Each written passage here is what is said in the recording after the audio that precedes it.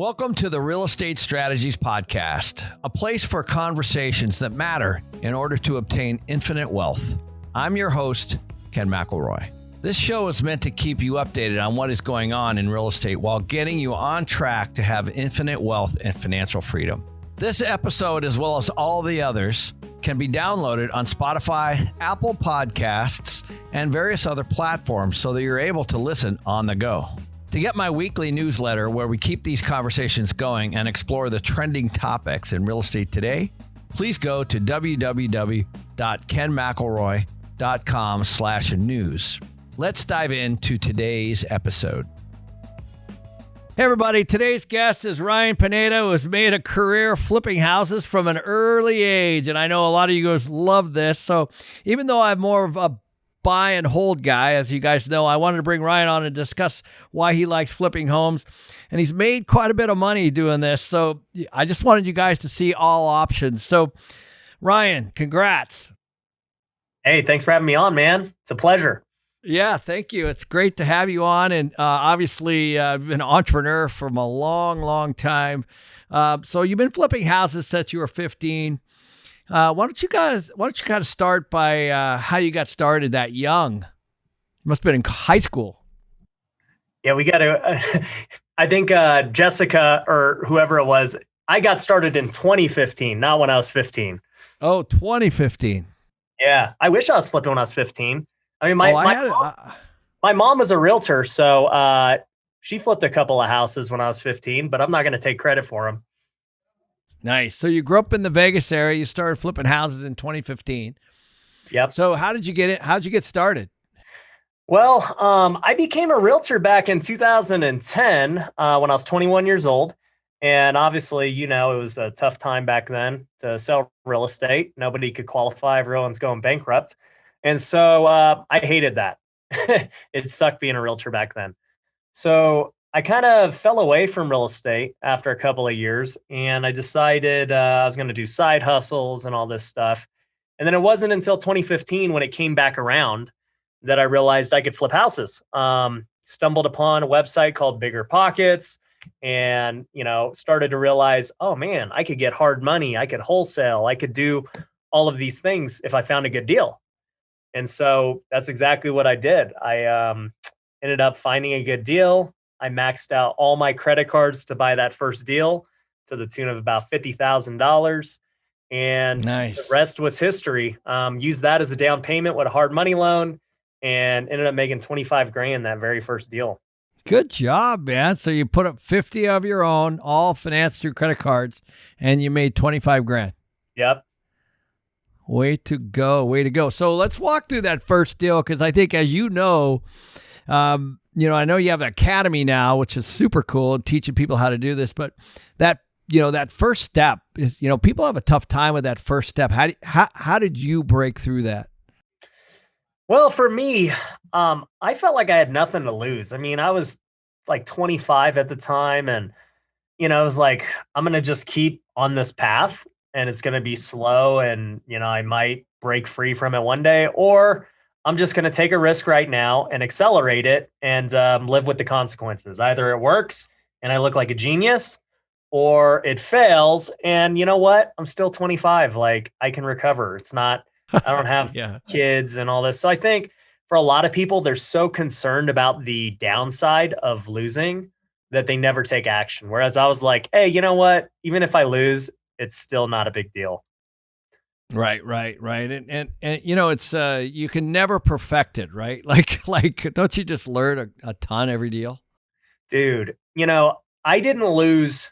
I flipped hundreds of homes at this point, and I did not lose until about like my 80th deal. And I remember that first loss. It was about 20K.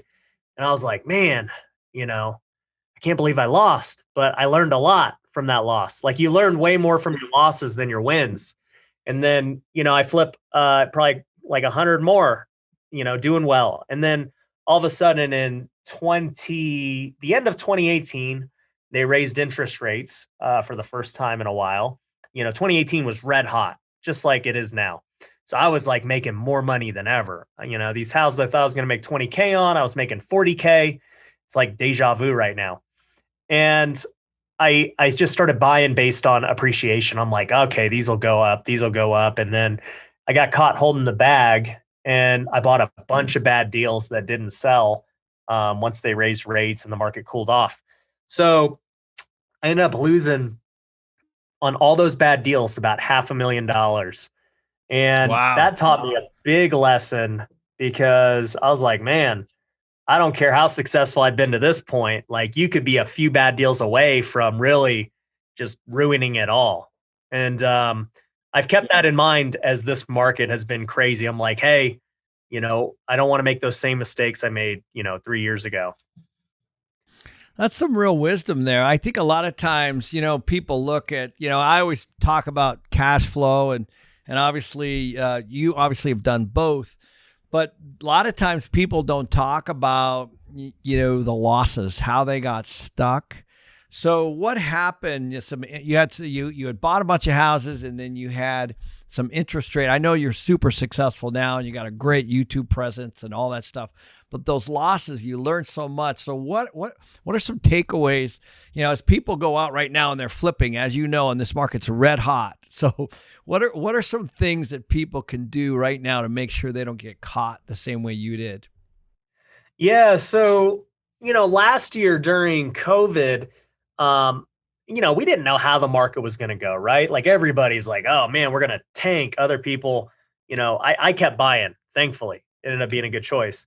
But I had a rule during COVID. I was like, hey, we're only going to take on deals that are going to be really quick flips. I don't want something that's a year from now. I can't predict what's going to happen a year from now. So we really stuck to really basic rehabs we could be in and out of because, the shorter you can make your time, the less risk, right? So I think that's one thing, not doing huge projects. Two, I would say for us, our bread and butter is entry-level housing, maybe middle-class housing. We don't do a ton of luxury. All that being said, I wish we did right now because luxury is just crazy. Like, I have students who are doing some luxury. I mean, they're making hundreds of thousands more than they thought on each deal. I'm like, this is nuts. But for us, at the end of the day, entry-level housing is always going to be like the safest and easiest to get rid of. So I think those are two things you could do that really limit your risk. Sure. Yeah, that makes a ton of sense. Thank you for that. Why do you like flipping more than the buy and hold? Because, it does take a fair amount of work to find something and turn it. And then you've got commissions and capital gains and stuff like that, especially now with this new capital gain stuff coming out. So yes. Do you have both, or is that your primary driver of revenue? Yeah. So I have about 30 rental units right now. I do plan. So right now I'm actually in the process of starting a fund as well. So we are going to be buying, hundreds of units. I would guess I'll buy a few hundred units by the end of this year with the fund. But I would say up to this point, the reason that I didn't care so much about rentals was because, here in Vegas, when you just actually look at the deals that we get, it's like, you said you bought deals in Vegas and you lived here. So I'm not sure if it was like that then it is today, but like, I look at a house that's $300,000 and I say, okay, I could flip this and make 30 grand, or I keep it and there's literally no cash flow. Like, we are cash flow negative here. So it was just always like, why would I keep any of these? It just never makes sense. So that's the main thing. I think it's a product of being in the market that I'm in. Cali people and stuff probably feel the same way. But I can tell you, I see the value in cash flow. And for me, I guess the main thing now is the depreciation is what I'm after because, our flipping business has, made a ton. But now as I branch into other businesses like YouTube and education and things that are bringing in a lot of revenue, I need to offset that. And I think depreciation is really the best way. Yeah. Yeah. I agree. That's been my big thing, as you can imagine, with, the deals. We pretty much most of the cash flow we have gets wiped out with depreciation. Yep. Yeah, it's a big difference. So, okay, guys, so we're going to take a quick break. We'll come right back and talk to Ryan and why he's buying during the pandemic.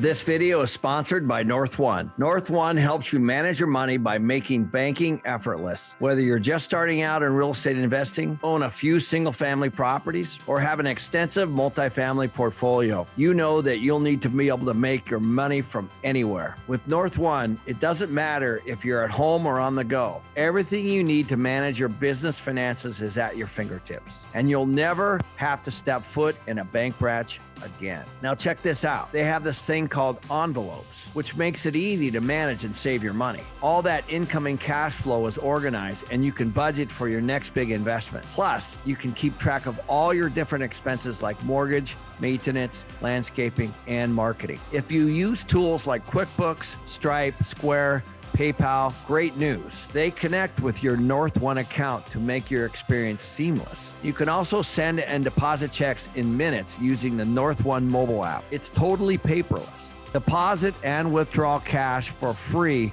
through one of the largest ATM networks. And guess what? North One is giving my viewers and listeners 1 month free of banking, but you can only get it by going to get.northone.com/Ken. That's get.northone.com/Ken. Now back to the show.